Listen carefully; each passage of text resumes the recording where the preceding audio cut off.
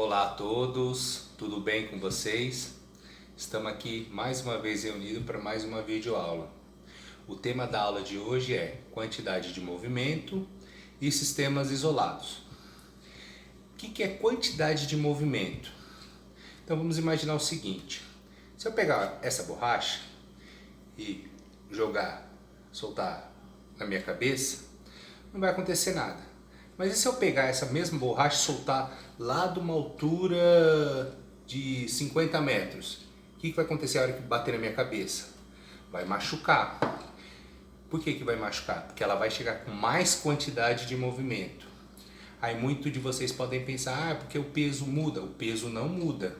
Como nós vimos em algumas aulas anteriores, o peso é massa vezes gravidade.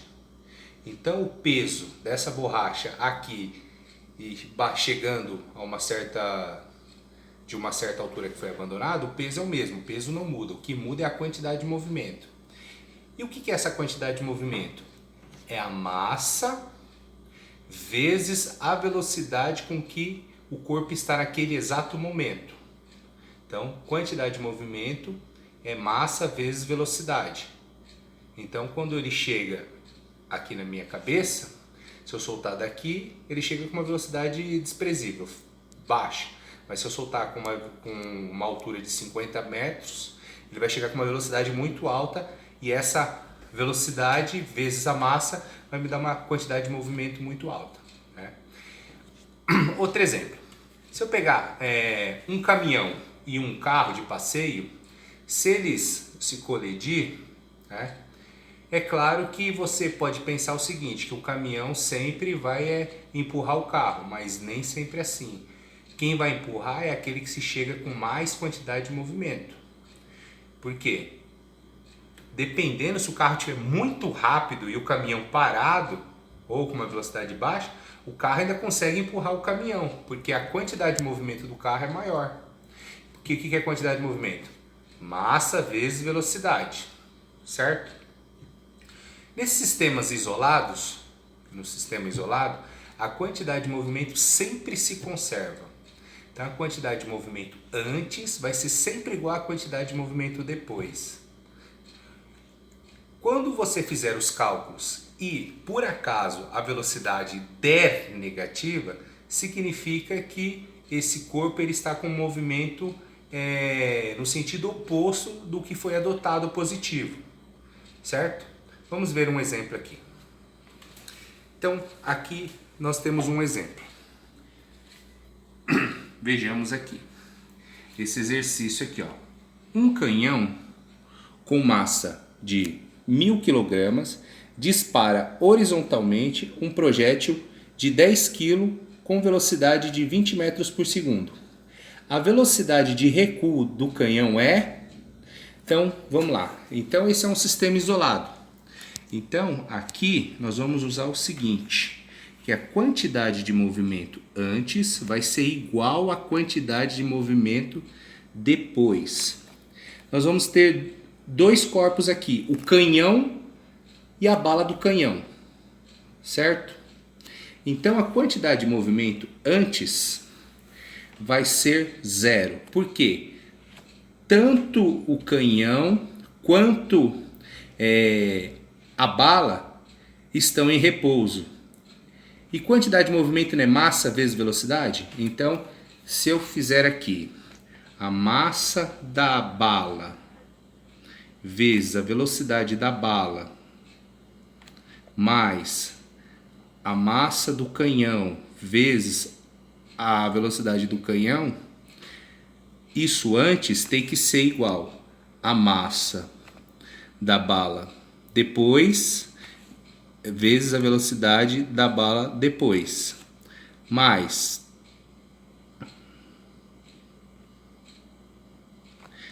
a massa do canhão vezes a velocidade do canhão. Então aqui é antes e aqui depois. Então, para diferenciar um do outro, eu vou colocar um linha aqui, ó, né? Tanto o canhão quanto a bala, o canhão e a bala, a velocidade dos dois é zero. Então, desse lado aqui vai zerar tudo. Então, por isso que a quantidade de movimento antes é zero. Agora, na situação depois, a massa da bala foi dado que é 10 kg. 10 kg. A velocidade da bala é 20. Mais a massa do canhão é 10.000. Vezes a velocidade do canhão, que eu não sei, que a velocidade dele é a velocidade de recuo. Então, 10 vezes 20 vai dar 200, mais, aqui vai ser, não tem o que fazer, vai ficar o próprio 10.000, vezes a velocidade do canhão depois. Esse 200, ele está somando aqui, então eu passo ele subtraindo para o outro lado, então vai ficar menos 200. Isso é igual a 10.000 vezes a velocidade do canhão. Aí o 10.000 está multiplicando, passa dividindo. Então vai ficar menos 200 dividido por 10.000. Então essa é a velocidade do canhão. Eu posso simplificar aqui. Então a velocidade do canhão aqui vai dar menos 0,02 metros por segundo. Não tem nenhuma alternativa que tenha esse valor, certo? Então vamos transformar esses 0,02 em centímetro. Então vai ficar menos 2 centímetros por segundo.